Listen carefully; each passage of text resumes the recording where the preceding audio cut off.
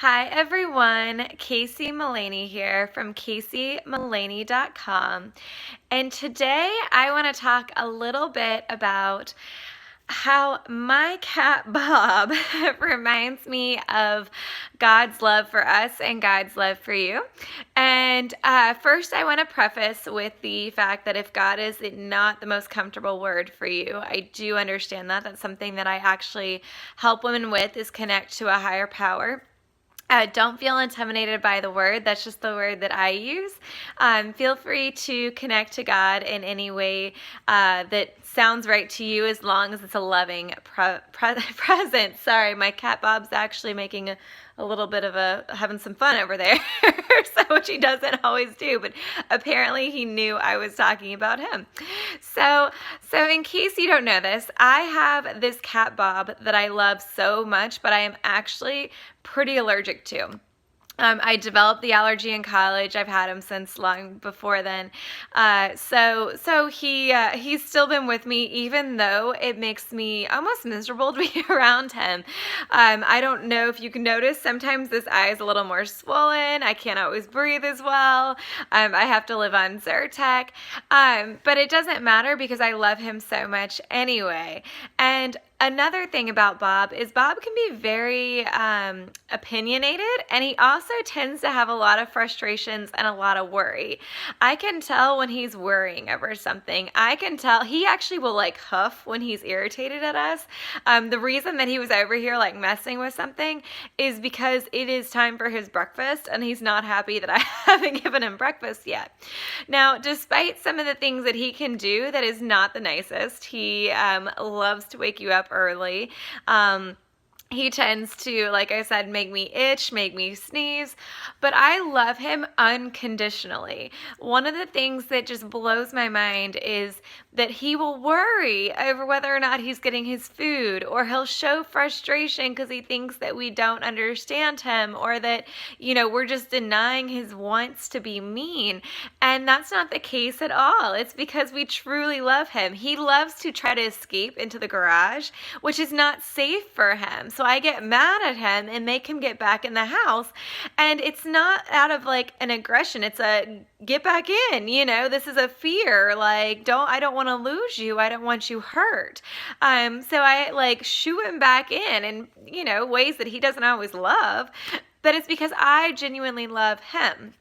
So this one day actually reminded me of how I sometimes feel frustrated or I worry in my life. And if I love my cat in that way, that he will want for nothing. He is, in case you don't know as well, he is diabetic. He requires shots twice a day. In case you don't know the cost of insulin, that stuff is not cheap, much less like vet bills and everything else. But I don't care because I love him so much. I'm going to give him all of those things. I'm going to provide for him. I'm going to make sure that he's cared for and loved for. And there's times when I've been frustrated or I've been worried, and I've used the comparison of how I treat Bob and how I take care of Bob and love Bob to how God loves and cares for me. And one of the things this does is not only does it calm me down, but I also know that it's true because I've seen it so many times in my life. So think of like sometimes when you're worried, but you worried about something, but it never actually came to fruition. It didn't actually happen. You just took that energy and were worrying about it, but then you were provided for. And one of the ways that I love to think about this is with money. For me, times that I've needed money, anytime I've needed it. Now, part of this has also been through accidental manifestation, but that's also part of the universe and God's love and things like that. But I've had money come to me in the most bizarre ways whenever I felt like I was lacking or I felt like I needed it. And I know that is part of me being provided for. And if you really think about it, I'm sure you can look back through your life and see all these times where something almost miraculous happened and you were just so grateful because it meant that you were taken care of or you were provided for. Other ways to look at that is also, how often have you wanted something that it hasn't come your way? And I don't necessarily mean like maybe you really wanted a Lamborghini and it's not here yet. If you want to bring that into your life, I know how to help you do that. But about things like your actual needs, like you're actually being taken care of, and some of the things you want as well. Maybe there was something you really wanted, and all of a sudden it magically came into your life. This all comes from God and the universe. It's because at the end of the day, He loves us so much. It's such a loving presence, is really what it is. What God is, what the universe is a true loving presence. And there's so much love that He doesn't want us to worry. He doesn't want us to feel frustrated. He wants us to have faith and trust that what's coming is coming and it's going to be great. And He wants us to, when we feel guided, when we feel these desires in our heart, when we feel things coming up, He wants us to use those things as means to move forward into the next thing He's giving us, into our next step, or into another way that He can provide and care for us.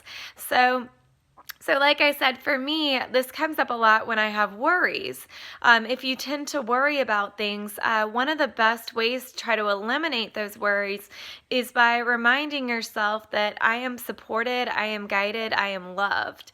And even if it's challenging for you to think of that from like a higher power or a higher being, just reminding yourself that you are supported, you are guided, you are loved, and just taking that moment to kind of breathe into that and feel into that. Remind yourself of times where maybe you were worried before. Maybe like one of the greatest examples that I use of this is times where I thought, money wasn't going to come in when we needed it, and then a means showed up. And it may not have been a means I expected, but a means showed up. Like there's been times I've won Kentucky Derbies. That's where I'm originally from, simply because I was worried about the money in my bank account. And there is a better process to this. I don't promote worrying to bring it in, because that can sometimes actually keep things away that you want. But because I, felt like I needed money showed up in like a way that I didn't expect at all. I didn't expect to win a derby that day, and it wasn't even my money invested in it. It was, I think my dad put in something for me, So again, like there's ways to draw things into your life, and it's all coming from the universe. It's all coming from a love for you. It's all because God and the universe want to provide for you. They want to love you. You're here to learn and grow as a soul, and it's harder for you to do that if you're constantly worried about minor things like your basic needs. And when you're able to accept and have faith that you are cared for and loved for and provided for, your focus can be more on moving forward into things that you want to move into, that you desire to move into, that's really what you're being called to go towards. So I hope this has been helpful. If this is something that you struggle with or something that you have questions on, feel free to book a session at CaseyMullaney.com or reach out. I'm always happy to help. This is definitely, I know for a lot of people, this is not an easy subject. For me, this has just been my way of living for my entire life. My faith and my connection with God. So it's definitely been something that it's been surprising as I've gotten older to see people struggle with, but I do also completely understand why those struggles can come in. And like I said, if it's something that you need some help with, definitely feel free to reach out. I hope you're having an awesome day, and I can't wait to speak to you soon. Bye.